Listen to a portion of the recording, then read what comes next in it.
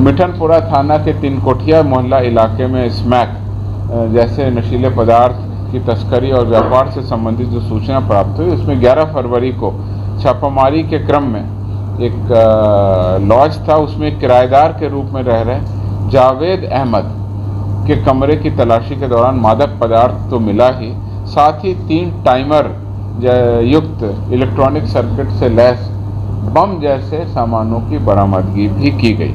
उस क्रम में अभी तक की जो अनुसंधान है मैं आपको बता दूं, इस क्रम में जावेद अहमद को हमने गिरफ्तार कर लिया, उससे पूछताछ हुई है।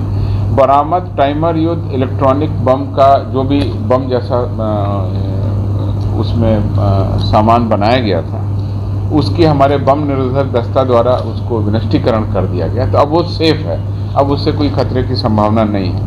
और जो प्रारंभिक जांच है उसमें ये जो पटाखे का बारूद है वो पाया गया है, उसमें किसी भी तरह का स्विच या डेटोनेटर या ऐसा कोई स्प्लिंटर नहीं मिला है जिससे कि ये वास्तव के बम के रूप में और बहुत ही घातक बम के रूप में प्रयोग हो सके, ऐसा कोई अभी तक प्रमाण नहीं मिला है। हालांकि फॉरेंसिक साइंस लेबोरेटरी को अब ये भेजा गया है और सही तरीके से उसकी और भी विश्लेषण के बाद में उससे जानकारी मिलेगी, लेकिन अभी तक की जो जानकारी है उसमें घातक बम में प्रायः डेटोनेटर या स्विच या ऐसे कील कांटे और ऐसे पदार्थ भर दिए जाते हैं जिससे विस्फोट होने पर वो फट जाए।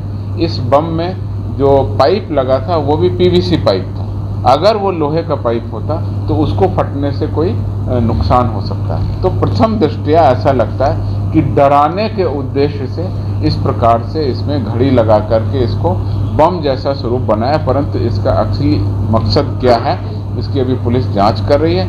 जो 3 बम मिले उसमें 2 इलेक्ट्रॉनिक घड़ी हैं और 1 सुई वाली घड़ी मिली है, तो हम सब चीज़ों की जांच कर रहे हैं। उस क्रम में ये पता चला कि जावेद का भाई जैकी, जिसका पुराना आपराधिक इतिहास रहा है और ये स्मैक और बाकी सेवन में कई कांडों में वांछित रहा है, उसकी अभी जांच कर रहे हैं हम लोग, अनुसंधान में रिकॉर्ड मिला रहे हैं, पर पूछताछ में ऐसी बात पता चली। जावेद ने क्या बताया? जावेद ने जो बताया वो ये बताया कि इसका भाई जो जैकी है उसी ने ये सामान दिया था रखने के लिए और वो झोले में रखा था। वो झोले में 2 झोले थे, एक झोले में इस तरह का बम जैसा सामान और दूसरे झोले में स्मैक मिला था। तो अभी जैकी की गिरफ्तारी नहीं हुई है, हम लोग उसकी कार्रवाई कर रहे हैं। उसी क्रम में जब पुलिस के द्वारा छापामारी की गई तो उसके आसपास के इलाकों में भी छापामारी की गई, तो उसके पास में रहने वाले उमैर को पकड़ा गया, जो कि एक फेरी का काम करता है, बुलंदशहर यूपी का रहने वाला है। उमैर से भी इस घटना के बारे में पूछताछ की जा रही है और मुजफ्फरपुर पुलिस के द्वारा बुलंदशहर पुलिस और बाकी सहयोग से भी वहाँ भी छापामारी की गई है, परंतु उस घर पर भी बुलंदशहर पर भी कोई आपत्तिजनक सामान नहीं मिला।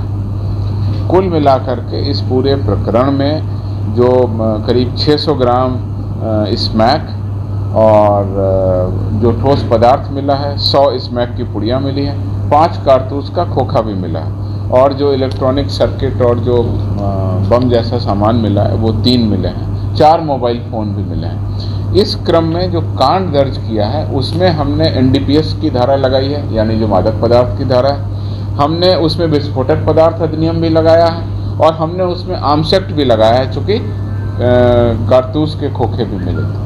अब जो हमारे पास में एक व्यक्ति गिरफ्तार है, उसकी जो पूछताछ है उसके आधार पर और जो मोबाइल फ़ोन है उनके आधार पर आगे विश्लेषण किया जा रहा है। पुलिस की टीम लगातार इस पर कार्रवाई कर रही है, जैसे ही कोई उपलब्धि होगी हम आपको बता देंगे। क्या इसमें जम्मू कश्मीर कुल मिलाकर के इस पूरे प्रकरण में हमारी ATS की टीम भी वहाँ जांच कर रही है और जो भी एजेंसी हम लोगों को ज़रूरत पड़ेगी हम उनसे तहकीकात भी कर रहे हैं, पूछताछ भी कर रहे हैं और आगे फॉलोअप एक्शन भी कर रहे हैं। ऐसा अभी कुछ भी कहना जल्दबाजी होगा। मैंने आपको वो सूचनाएं दी जो वेरीफाइड हैं, जहाँ तक हमारी सूचना आगे बढ़ी। 3 धाराओं में केस दर्ज हो गया और गंभीर आपराधिक मुकदमा दर्ज है। एक व्यक्ति को जेल भेज दिया गया है। बाकी जो पूछताछ में चीज़ें आई हैं उसका भी वेरिफिकेशन हो रहा है। राज्य के अंदर, राज्य के बाहर, दोनों जगह हमारी टीमें काम कर रही हैं। जैसा आपको बताया, बुलंदशहर भी गई थी, लेकिन वो जो तीसरा व्यक्ति है वो अभी फेरी करने वाला बताया गया। फेरी करने के क्रम में उसके जम्मू कश्मीर या साउथ के कई राज्यों में या बिहार में भी पहले आने जाने की सूचना मिली है, उस पर भी हम कार्रवाई कर रहे हैं। कश्मीर पाकिस्तान से कोई लिंक नहीं है। नहीं, ऐसा अभी कोई लिंक नहीं आया है और ये जल्दबाजी होगी कुछ कहना, इसलिए मैं आपको कह रहा हूँ अनुसंधान नहीं, NIA की जांच स्वतंत्र होती है, उसकी कोई सूचना मुझे नहीं है, मैं उस पर कोई टिप्पणी नहीं कर पाऊंगा।